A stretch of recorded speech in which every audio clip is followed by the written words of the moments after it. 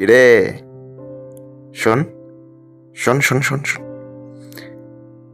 একটা মন ভালো করে দেওয়ার মতো কথা বলি। পুজো আসছে। হ্যাঁ, এই তো আর কিছুদিন পরেই মহালয়া। এই তোর গোড়াতে পুজো, আবার বছর শেষে মা আসছেন। কিন্তু সমস্যাটা কোথায় জানিস তো? সেই আগের মতো ওই আবেগটা এখন আর পাই না। আগে পুজো আসার 4-5 মাস আগে থেকেই একটা আলাদাই উত্তেজনা কাজ করতো, কিন্তু এখন সেটা আর হয় না। ওই আগে পুজো আসার আগে আগে যে টিভিতে শালিমার একটা দিত, ওটা শোনা মাত্রই আমাদের মনটা না নেচে উঠতো।